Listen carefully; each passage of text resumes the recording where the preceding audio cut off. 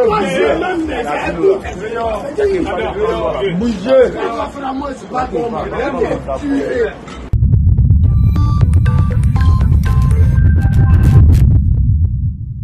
salut la famille, ça fait grave plaisir de vous retrouver pour une vidéo, ça fait de plus en plus plaisir car vous devenez de plus en plus nombreux sur la chaîne. N'hésitez pas à chaque fois à dire en commentaire si vous pensez de la vidéo, max de like, max de partage, pour devenir de plus en plus nombreux sur la chaîne. Et n'hésitez pas à chaque fois à défoncer la barre des likes et vous abonner pour ceux qui ne sont pas abonnés, activer la cloche, c'est très important. Ok, aujourd'hui on va parler d'un truc un peu inhabituel parce qu'il y a un mec qui m'a mis en commentaire d'une vidéo, est-ce qu'il n'y a pas des artistes en Côte d'Ivoire? Parce que pour ceux qui ne savent pas, je suis en Côte d'Ivoire, je suis ivoirien. Je parle beaucoup d'artistes français et autres, mais je suis ivoirien, je vis en Côte d'Ivoire.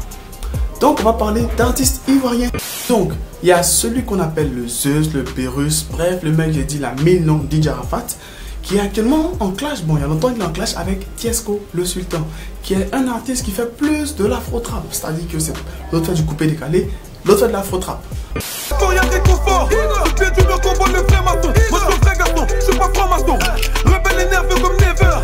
Mais pas nous, ils ont essayé de le Saint-Esprit les avanos. Oh, qui parle dans mon nom. L'autre c'est un vieux mec qui a longtemps de la musique, l'autre c'est un jeune qui vient de se lancer. Donc les deux, c'était pas la moufou. D'abord c'est Tiesco le Sultan qui a commencé le premier à d'abord clasher Arafat. Parce que lui il s'est dit être le rebelle. Il a commencé à clasher Arafat avec des vidéos. Parce que en Côte d'Ivoire, pour clasher un mec, on fait pas un son pour le clasher. On fait des vidéos, des directs sur Facebook où on s'insulte. Oui, nous on utilise encore Facebook. Oui, on est encore beaucoup sur Facebook. Et oui, j'ai encore une page Facebook pour aller la voir, les liker, si vous avez voulu savoir. Donc Tiesco le Sultan a commencé à défoncer Arafat dans des vidéos, en live et tout ça. Et Arafat n'avait jamais répondu. Mais un beau jour, Arafat a fait une vidéo pour répondre enfin à Tiesco le Sultan. Moi, je pense que c'est là qu'il a un peu dépassé le seuil de crédibilité. Parce que un novice te clash, c'est un peu, excusez-moi du thème, con de le clasher, de lui répondre. C'est comme un Nakamura qui a répondu à Befolita. Je sais pas, il leur faut des conseillers marketing, je sais pas, il leur faut quoi en fait ces artistes-là. Donc lorsqu'Arafat a répondu, c'est là que c'est parti en cacahuète et tout le monde a commencé à se clasher de gauche à droite. Mais bon, comme vous ne connaissez pas encore l'histoire des clashs en Côte d'Ivoire, lorsque des mecs se clashent pendant un moment, ils ont une période de réconciliation. Donc ben, fin 2018, novembre, décembre par là, ils ont eu un semblant de réconciliation. On pensait qu'on était tranquille, on était en paix. Mais en tombant, je tombais souvent sur Instagram sur des photos de Arafat en train de faire des entraînements. Je n'ai pas compris le délire.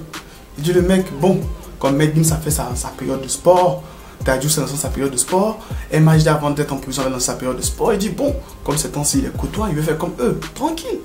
Mais j'ai commencé à avoir des rumeurs de boxe. J'ai dit attends, ils sont sérieux là? Les mecs se prennent pour quoi? Et il y a 3 semaines de cela, Arafat a eu sa licence MMA. Je sais pas comment il a eu, me demandez pas. Pourquoi il a eu, me demandez pas non plus. Donc le mec est parti pécho une licence MMA pour maintenant venir défier Tiesco le Sultan. Bon, à part ça aussi, il y a eu une vidéo. Lui, il a mis la vidéo, il a mis aussi la date parce que la vidéo est ressortie maintenant, cette année. Alors que la vidéo date de quand même longtemps. Où il a eu à se retrouver face à face avec Tiesco le Sultan. Je vous mets la vidéo, vous regardez et on en reparle.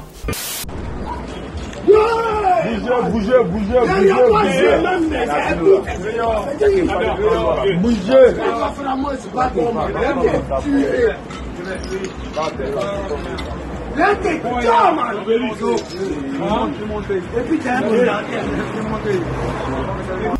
Donc la vidéo en question date du 10e mois 2018, pendant cette fameuse période de réconciliation. Et la vidéo, quand j'ai lu les commentaires, il y avait les fans d'Arafat qui ont commencé à se moquer pour dire Tiesco le Sultan, tu parlais, on te voit ici. Tiesco le Sultan, tu l'as ramené beaucoup, t'es face à Arafat, tu parles pas. Tiesco le Sultan, t'es un peu heureux. Tiesco le Sultan, t'es pas un garçon.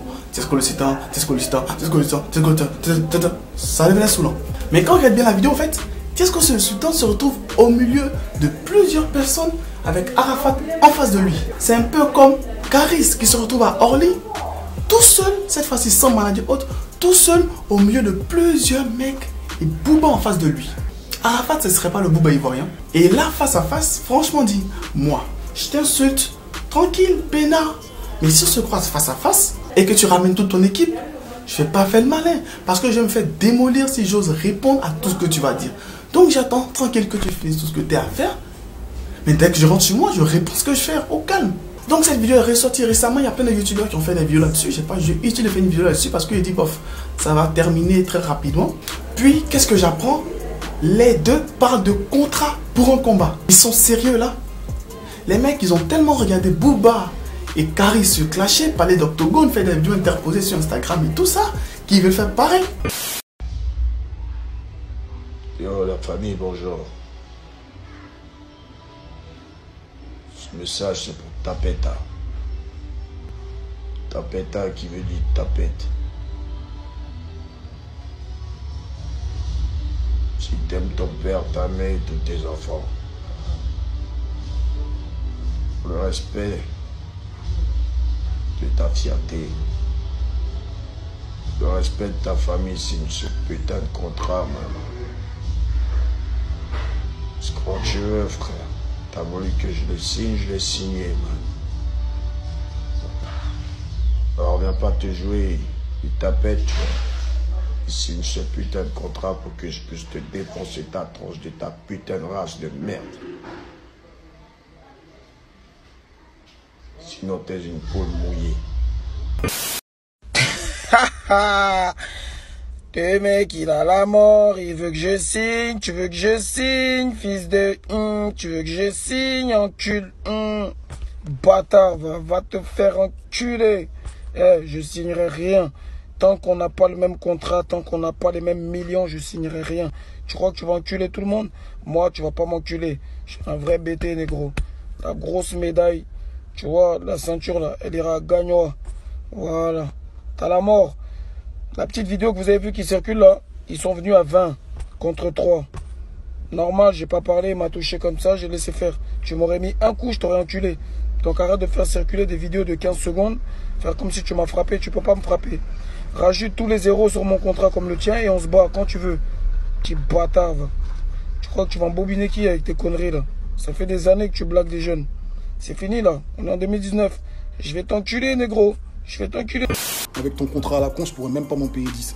Tu peux faire croire aux petits sur internet que je touche le SMIC, que depuis Armoire j'ai jamais touché 300K. Tu me prends pour un clochard, tu me prends pour gâteau ou quoi? T'es un ouf toi. Annonceur, pub, TV, tout ça, ça vaut des millions. On a eu... Au moins Booba Caris, c'est drôle, c'est un peu stylé, il y a un petit genre, c'est-à-dire que ça donne envie de suivre jusqu'à la fin. Mais les mecs, ils font de la violence du début jusqu'à la fin. Les commentaires, il n'y a pas du tout de logique, d'humour. Bref, c'est un truc qui est bizarre. Il faut une pâle copie de ce que Booba et Caris font. Et Caris, lui, actuellement dans le clash, il était très intelligent parce qu'il sait que son album sort. Actuellement, il a arrêté de répondre à Booba pour se concentrer sur la promo de son album. Normalement, si Arafat était aussi... Je ne vais pas employer ce terme pour penser qu'on le clash. Mais normalement, il devait laisser cette histoire de combat et autres pour se concentrer sur son album. Parce qu'il a dit qu'il voulait avoir une disque d'or. C'est pas gagné déjà. Parce que ici, les mecs, ils ne téléchargent pas sur iTunes, Deezer, quoi que ce soit. Tous torrent, téléchargement gratuit, illégal. C'était la petite parenthèse. Donc, on se concentrer sur la promotion de son album. Il veut faire quoi? Il veut faire la bagarre avec Tiesco le Sultan. Franchement dit, ces superstars là, il leur faut un conseiller. Je sais pas.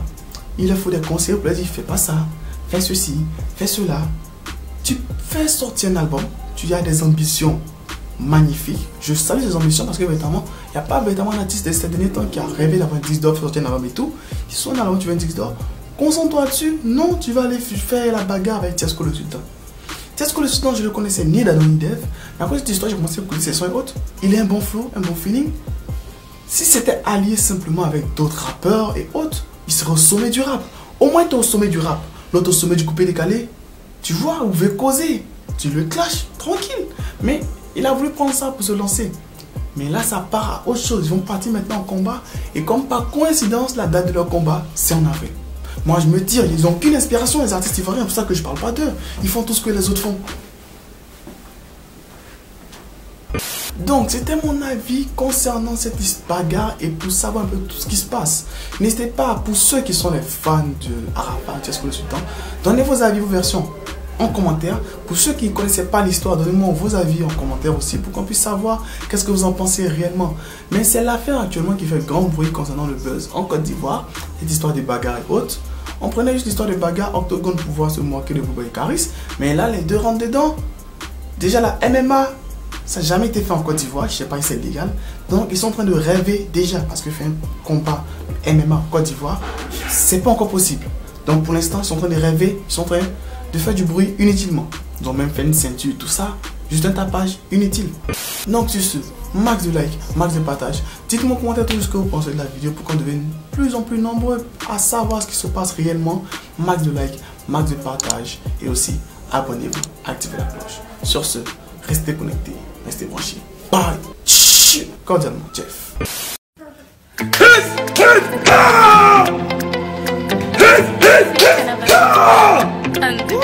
C'est pas une histoire de clash. Là, c'est de savoir qui est garçon, qui n'est pas garçon. Hein? Ça crie dans la cité. Moi, c'est un ici. Moi, je mets casquette à l'envers. Moi, ici, ça. Viens, on va se battre comme des hommes. Et puis, on finit avec tous les clashs là. Ok? Ok, on est ensemble. Allez, abonne-toi.